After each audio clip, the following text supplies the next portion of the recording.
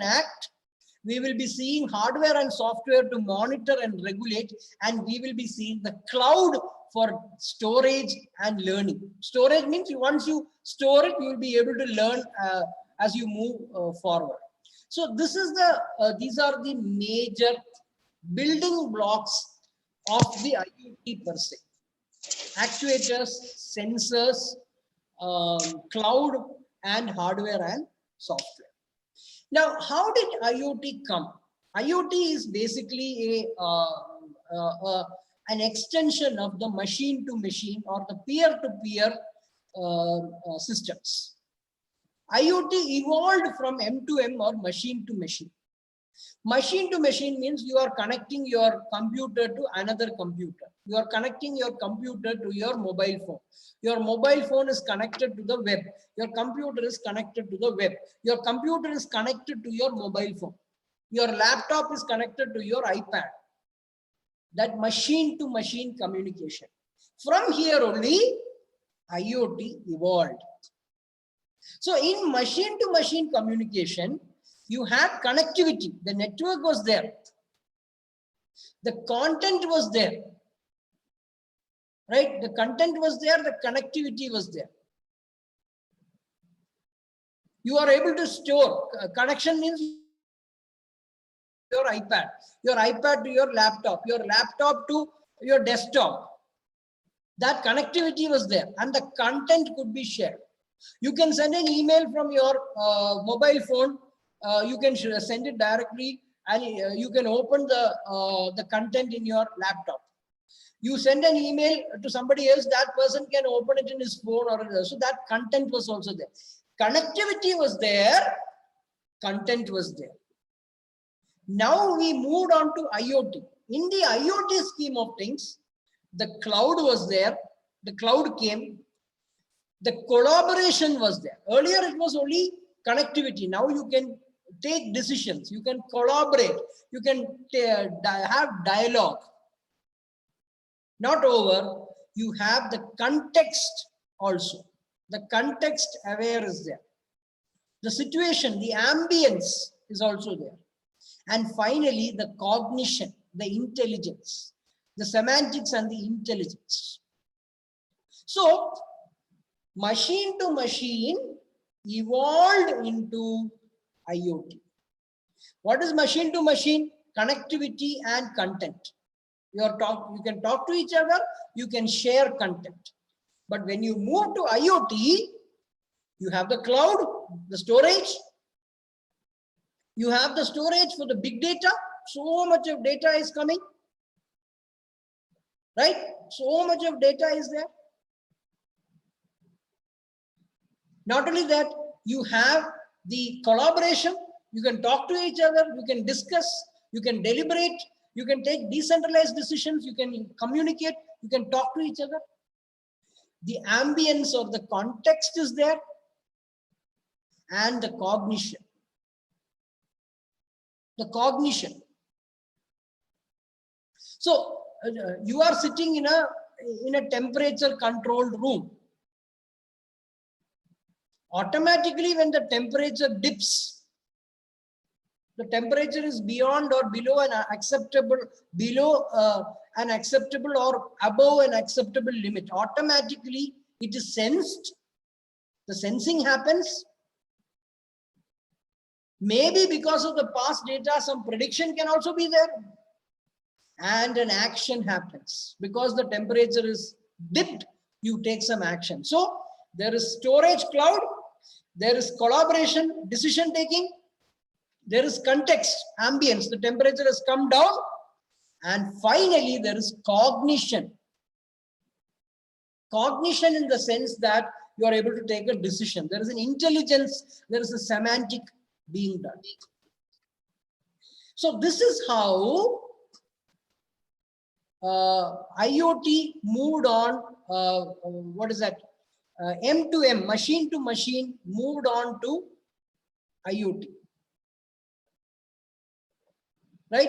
Machine to machine moved on to IoT. With the addition of the cloud, the context, the collaboration, and the cognition. Now, I always say, yeah, this is another diagram that is there, right? Machine to machine, how machine to machine communication moved on to IoT. I always say we move on from data, right? Data to information, information to knowledge, and knowledge to intelligence or wisdom. So we are moving from data to information, information to knowledge, and knowledge to intelligence. This is how the data has to move, and that is enabled through the IoT. There is data. The data has to be converted to useful information. That useful information has to be converted to knowledge, and the knowledge has to be converted to intelligence, actionable items. So this is how machine to machine have evolved to. So already I told you why we need IoT. We have to receive more data. We have to control stuff. We have to automate. We have to make things faster. Right? All this is there. Now, what are the things in the internet? This is where I want you to appreciate that it is now everything. It is not anymore Internet of Things. It is Internet of everything. Everything and anything is now part of the internet. Everything, Internet of everything. It can be people. It can be the spectacles that you are using. It can be the clothes that you are wearing. It can be the watch that you are using. It can be the shoes that you are wearing. It can be your spectacles. It can be your refrigerator at home. It can be your television at home. It can be your car. It can be your mobile phone, your iPad. It can be your books. So, Internet of Things has now evolved into Internet of everything. This includes people, machine, and information. People means, all of us, all the things that we wear, the devices that we carry, the items that we use. It may be our bag, our watch, our phone, our books, our medicines, our whatever. So, Internet of Things has now moved on to Internet of everything, and everything is now an object. It can be a person, it can be a device, it can be a wearable, it can be an apparel. Anything and everything can be intelligent, right? We are moved on to 1 minute.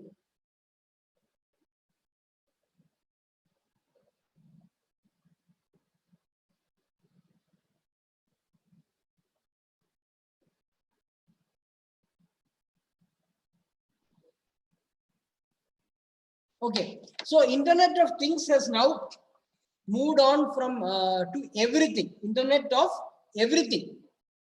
It has moved on to Internet of everything now. So now you can imagine Internet of Things is now the backbone of cyber physical systems, which is the backbone of Industry 4.0. Everything and anything has now been part. And today, the COVID pandemic has accelerated it. Accelerated in the sense that today we have, this is before COVID, these numbers were written before the COVID pandemic. So I'm sure these numbers have probably gone north, have gone through the roof. But we are estimating that, we have 4.5, maybe 5 billion people out of the 8 billion people are part of the internet. There are 37 billion plus devices. This was an estimate last year. Now this estimate might have become much more than what we see today. So I already told you all these things that, it is now not Internet of Things, it is Internet of everything. Anything and everything. It could be your appliance, it could be your refrigerator, washing machine, it could be your door, it could be your doorbell, it could be your dustbin, it could be your water tap, it could be your television, fridge, kettle, heater. It could be all these appliances could be intelligent. Your laptop is intelligent, your iPad is intelligent, your watch is intelligent, your books are intelligent, your spectacles are intelligent. It is a mass, what should I say? Everything and anything can be intelligent. And all of these, we call them objects, right? Yeah. And as I mentioned, these numbers probably are no more applicable. This was a study that was done 6 or 7 years back. They were expecting that today there would be, by end of 2020, that is, we are already in 2021, we would have 50 billion objects and 6 devices per person, 6 sensors or online things per person. This is the statistic. I believe today's population is 7 point something, 7.8 billion. It will, by end of 2021, it may be 8 billion people, the population of the entire world. Of course, pandemic has really hit, but still the 8 billion people are there, and we estimate that there will be 50 billion intelligent things on an average of 6 billion people, 6 billion things online per person. That is the impact that is estimated. That's what I'm trying to tell you. It is not Internet of Things, it is Internet of everything. I already told you all this. No industry will not be affected by IoT. Every industry will be affected, whether it is a maker of a refrigerator, maker of a television, maker of a room. Somebody who's managing a facility will also be probably using IoT. A shopkeeper, a shop retail will be using IoT. Supply chain will be using. Everywhere we are going to use IoT across all industries and verticals. That's what this slide is talking about. Yeah, coming to the last part of the lecture, going to the case studies. This is a definition of IEEE of IoT, a network of items, each embedded with sensors which are connected to the internet. I don't know whether we can use this as a good definition. Anyways, this is a definition given by, already I covered all these things, people connecting to things, smart health. This is a case study about smart health. You are having an ECG sensor for all these people with heart ailments and heart complaints. A sportsman may have motion sensors to capture how he is running, how he is breathing, how he is training, how he is, and we have intelligence to capture that. So we have people connecting to things. We have things connecting to things. I already told you. Your car is being hijacked. You don't know. You're sitting at home, or you're sitting. Your car is parked in a mall. You're shopping in the mall. The car is being hijacked, but the cops know that it is being hijacked because of the sensor, and so on. So this is things connecting to things, and so on. Let me just yeah.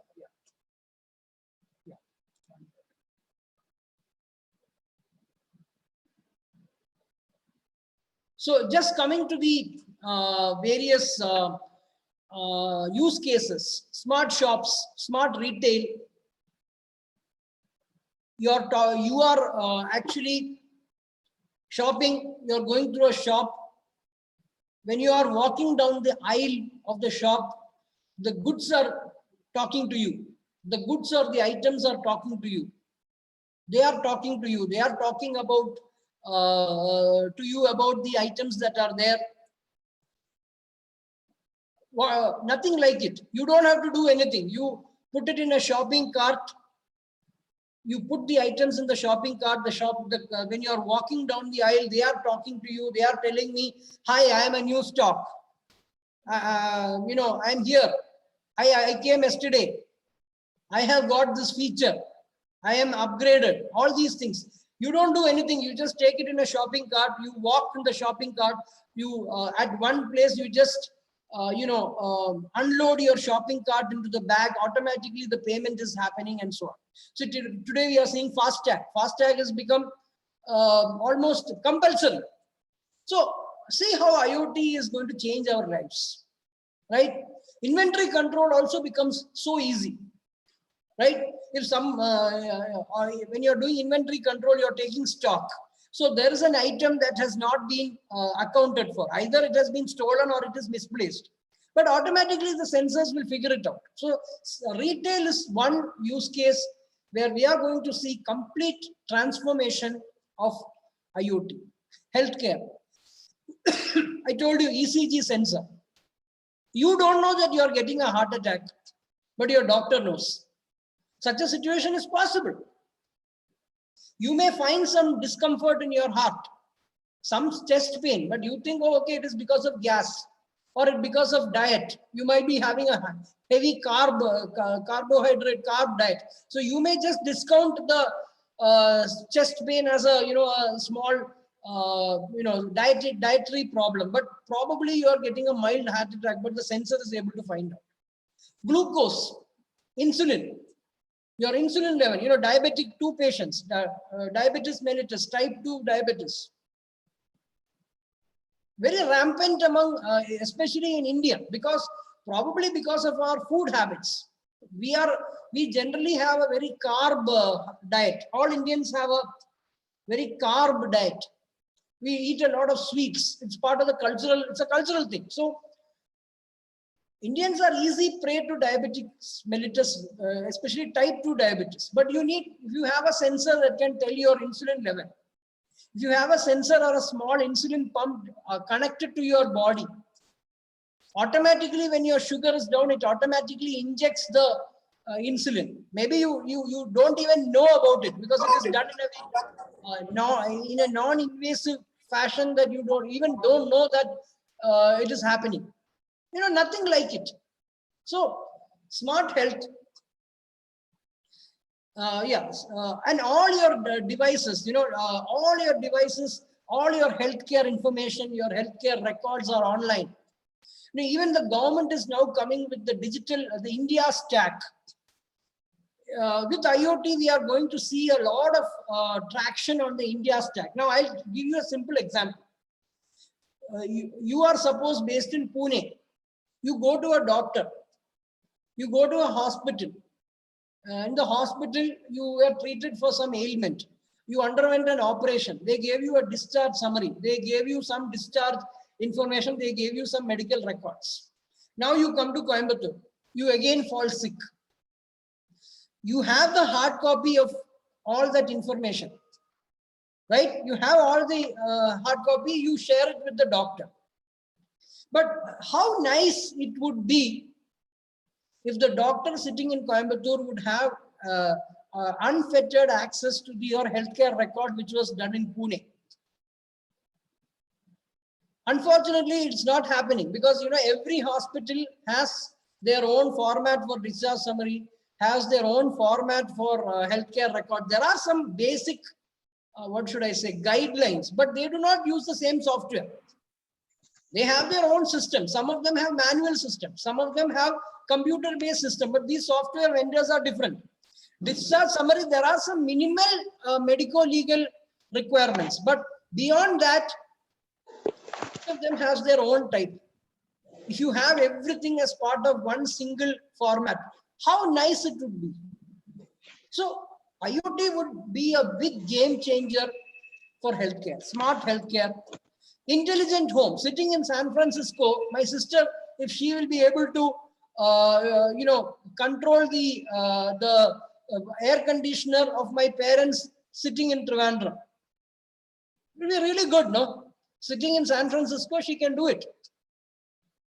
Monitoring the appliances, monitoring the air conditioning, monitoring the television, monitoring things, a smart home, smart transportation. I told you the car. A car may have hundreds of sensors. Even now it is estimated that there may be 25 to 100 sensors, and everything and anything of the car you can monitor. It could be the braking, it could be the fuel management, it could be the traffic pattern, it would be integrated with the GPS, it could be safety, it could be drowsiness. So as I mentioned, lorry drivers, truck drivers, it's a major problem. They drive 18 hours, 19 hours on the trot. If you have a sensor, and obviously all of us are human beings, they may also feel sleepy. If there are some sensors that are able to capture the drowsiness in terms of emotions and give an indication, okay, then the lorry driver knows, okay, see, lorry drivers are very, very smart, very sturdy, robust fellows, truck drivers, but ultimately he's a human being. He may feel sleepy. So maybe, you have devices for all these kind of things. So yeah, this is what I've been trying to say. 100 processors per car. It could be 100, 150 processors. So these are the, then of course, smart environment, right? Temperature, detection of landslides, detection of floods, detection of tsunami, detection of, yesterday there was a major tragedy in Uttarakhand. So you have devices that can detect these kind of, predict these kind of landslides or glacier breaks or tsunamis or earthquakes or heavy rainfall, nothing like it. And for all this, IoT is the answer. IoT can be a big game changer in terms of all these things.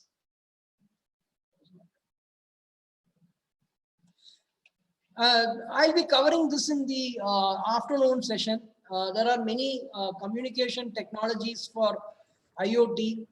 We can use the Bluetooth, Wi-Fi, near field, RFID, Zigbee, and all. Some of them are not so popular. Some of them are very popular. But of course, Ethernet, the intranet, power line communication, PLC, and so on. But the most common or the game changer among these communication technologies is going to be 5G, which I will be covering in the afternoon.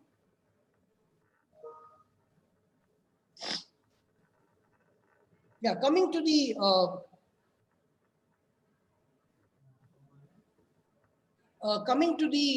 the protocol stack of IoT. In terms of the protocol stack, right?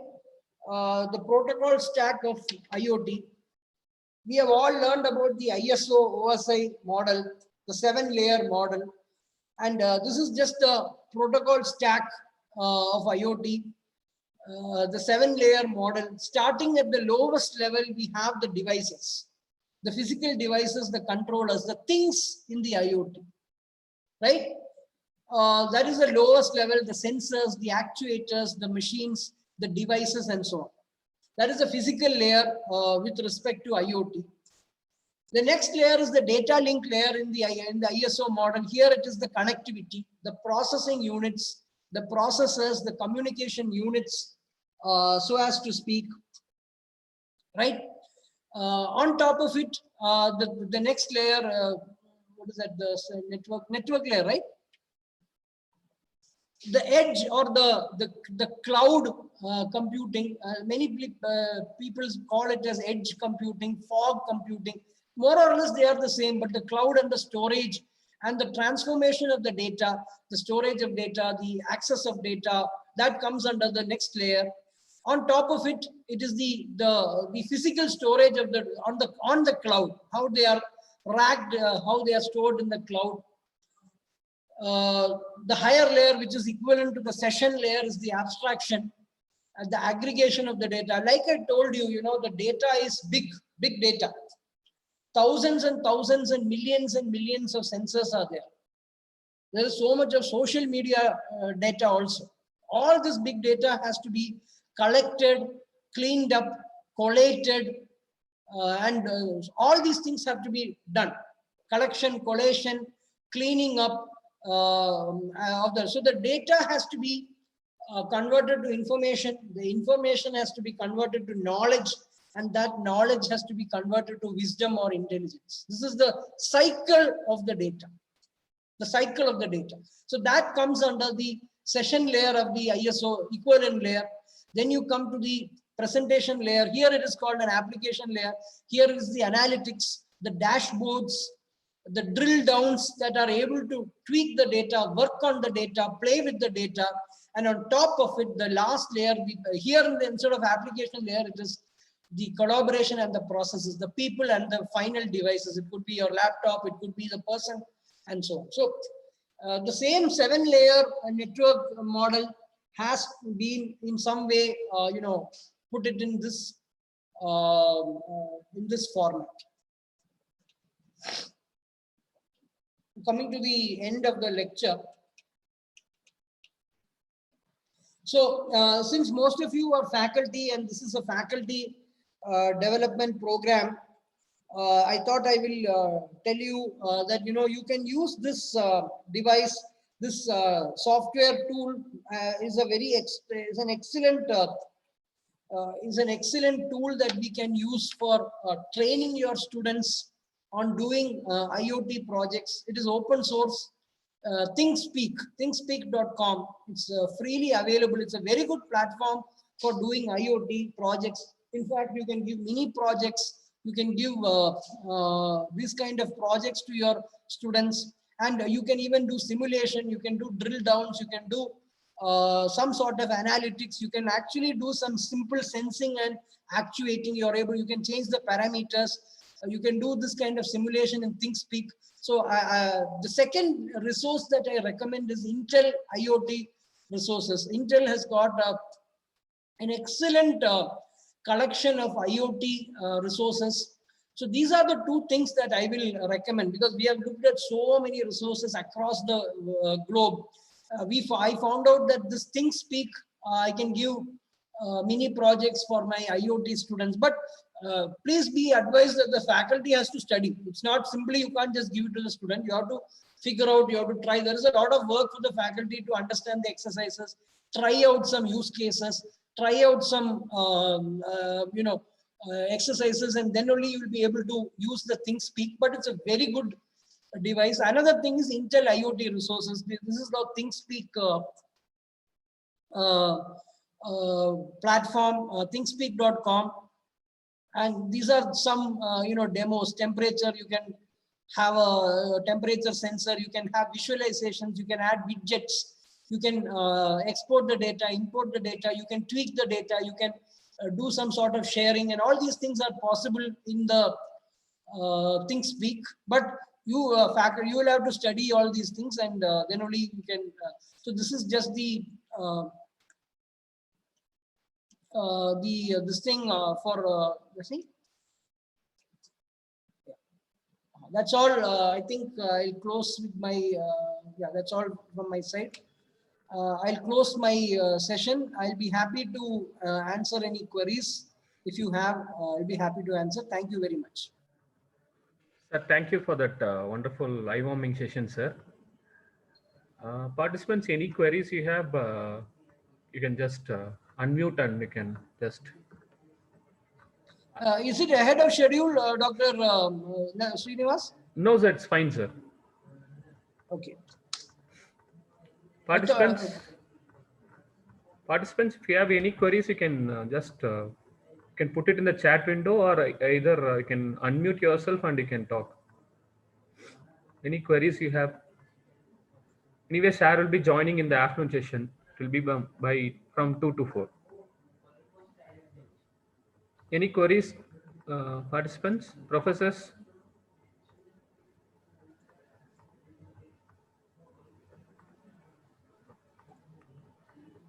Chat is. I'm not able to see anything in the chat. Yes, sir.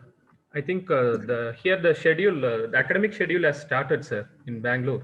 So I think everyone is busy in that academic thing. Right. In between, they are attending these sessions. I think they are almost in their college, I think. Okay.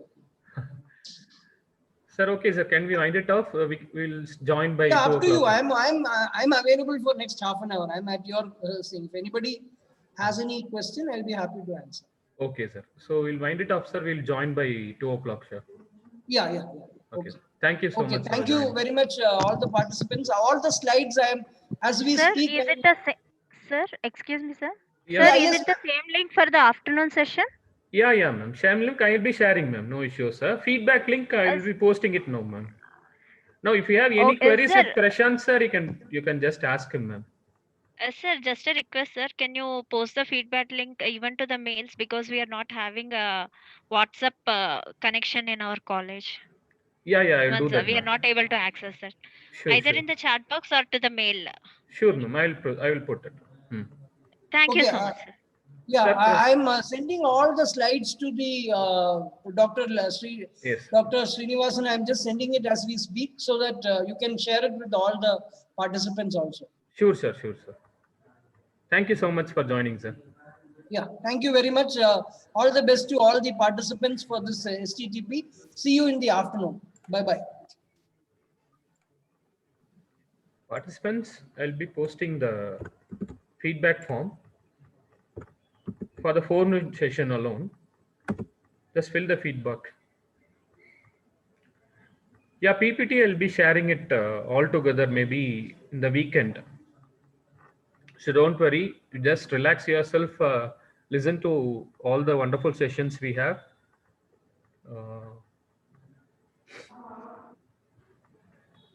So is that feedback visible?